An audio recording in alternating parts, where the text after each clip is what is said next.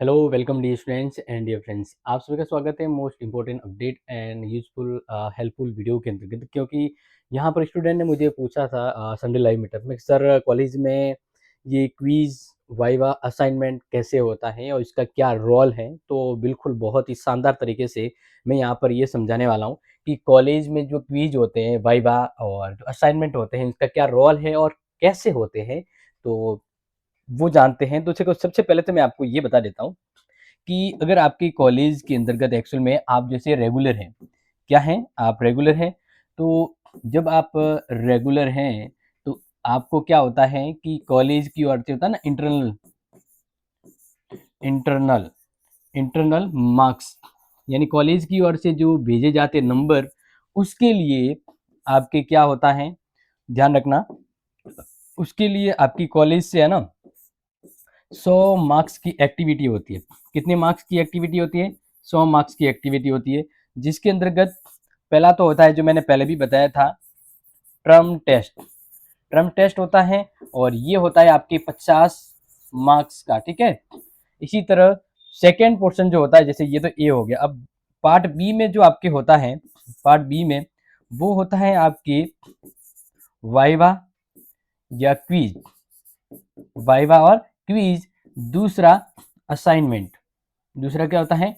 Assignment, ठीक है ना। ये आप नोट कर लीजिएगा क्योंकि एग्जाम में ये पूछा जा सकता है असाइनमेंट। तो देखिए असाइनमेंट, अब यहाँ पर जो क्विज वाइवा होता है ना, वो होता है आपके 30 नंबर का। कितने का होता है? 30। और असाइनमेंट है वो 20 नंबर होता है। इसके अंदर आपके अटेंडेंस वगैरह है वो भी शामिल होती है।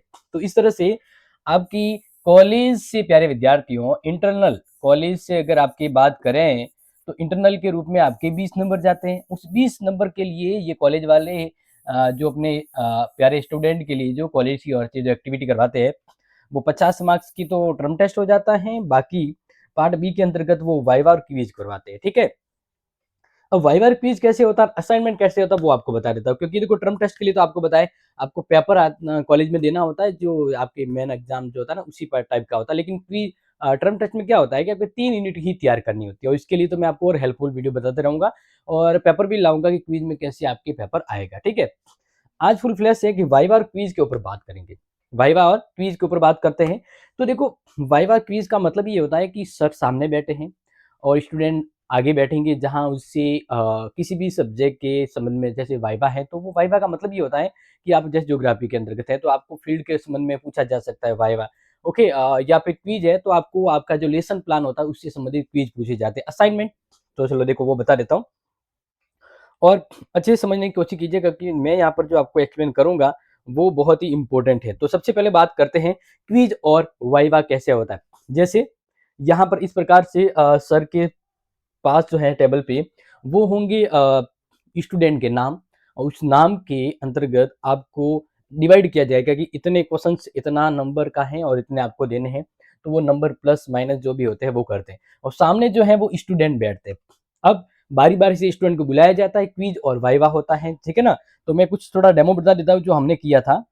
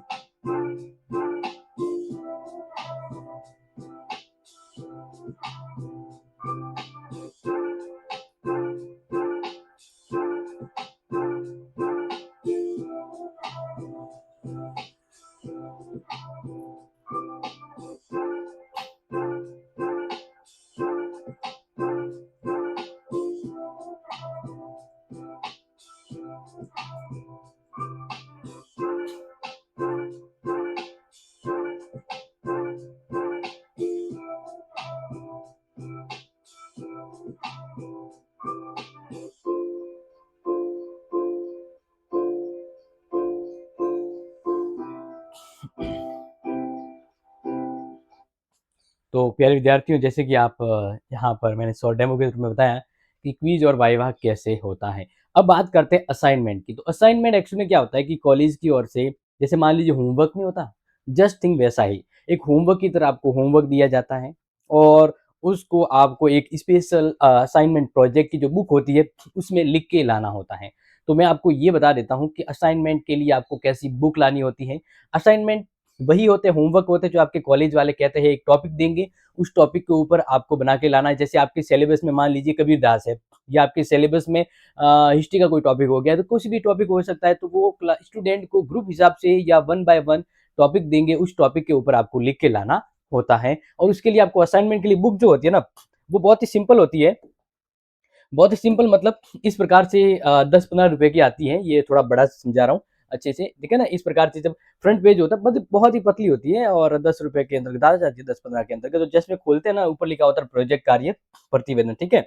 फिर क्या होता है कि जैसे ये वाला जो चीज आपको यहाँ पर बता रही है, अब यहाँ पर क्या होता है कि विषय आपकी कौन सी सब्जेक्ट जो है जिसका असाइनमेंट दिया गया वो लिखना है, और उस असाइनमेंट में आपको कौन सा टॉपिक दिया गया है, कौन सा टॉपिक दिया गया है वो टॉपिक यहाँ लिखना है। अगर 2 प्रश्न है या 2 टॉपिक है तो वो आपको यहाँ लिखना है। फिर आपके जो कॉलेज का नाम है वो इधर आ जाएगा, आपका नाम आ जाएगा, आपका रोल नंबर है तो लिखना है, पिताजी का नाम आ जाएगा, आपकी क्लास जो है वो लिखना है, सेमेस्टर कौन सा है वो लिखना है। अब दी असाइनमेंट कब से कब तक दिया गया, ये अगर नहीं, जरूरी नहीं है ये लिखो नहीं लिखो, कोई जरूरी नहीं है, ठीक है ना। बट सेशन लिख देना 2025-26 वाला। फिर प्रोजेक्ट जमा करवाने की तिथि वो डेट जो दे देते उस तक जमा करवाना। मीडियम कौन सा आपका, हिंदी इंग्लिश से, अगर हिंदी है तो हिंदी क्लिक करना है। इसके बाद ये है वो सर के लिए होगा, यहाँ पर सर आपको क्या करेंगे, नंबर देंगे, आपको इसमें कुछ नहीं करना है। आपको जांचकर्ता का हस्ताक्षर, यानी आपके जो सर है ना वो यहाँ पर हस्ताक्षर करेंगे, तो यहाँ पर आपके जो असाइनमेंट दिया है उस सर के नाम आपको यहाँ लिखना है, उसका पद है, और यहाँ पर अगर मैं आपको कहूँ तो वो खुद साइन करेंगे, आप जो जमा करवाओगे। इसके बाद जो दूसरा पेज होता है, दूसरा पेज जैसे टर्न करते हैं तो वो प्रोजेक्ट कार्य को लेकर होता है कि प्रोजेक्ट का शीर्षक क्या है, आपको जो टॉपिक दिए गए हैं तो वो टॉपिक यहाँ पर लिख देना है, ठीक है। इसके बाद ये प्रोजेक्ट का उद्देश्य क्या है, उद्देश्य आपको सर बता देंगे, नहीं है तो आपको मिल जाएगा, क्योंकि इससे आपको अपने सब्जेक्ट के संबंध में गहरी जानकारी हो, व्यवहारिक नॉलेज हो, इस प्रकार के 1-2 उद्देश्य आ जाएंगे। अब प्रोजेक्ट की रूपरेखा या सीमाएं प्रोजेक्ट की है वो कितने समय के अंदर करना है, कौन सी चीजों को ध्यान रखना है, 2-3 पॉइंट लिख देंगे। अब प्रोजेक्ट में आने वाली सामग्री, जैसे नोटबुक हो गया, पेन पेंसिल रबड़, या आपका जो भी आप जिससे भी सामग्री ले रहे हैं वो नोट्स बनाने असाइनमेंट बनाने के लिए, वो चीज यहाँ पर लिखना है, ठीक है। इसके बाद प्रोजेक्ट की विधि, प्रोजेक्ट की विधि अगर आपको आ रही है लेकिन कोई जरूरी नहीं है, ये लिखो भी नहीं लिखो कोई जरूरी नहीं है, ठीक है। इसके बाद ये हो गया दूसरा, ये होता है थर्ड पेज। थर्ड पेज में फिर यहाँ से शुरू होता है, यहाँ से आप प्रोजेक्ट वर्क जो है वो शुरू करते हैं, आपके कॉपी की तरह कॉपी, यानी यहाँ पर आपको जो टॉपिक दिया है वो टॉपिक आप हेडिंग लिखो और टॉपिक शुरू कर दो, बस।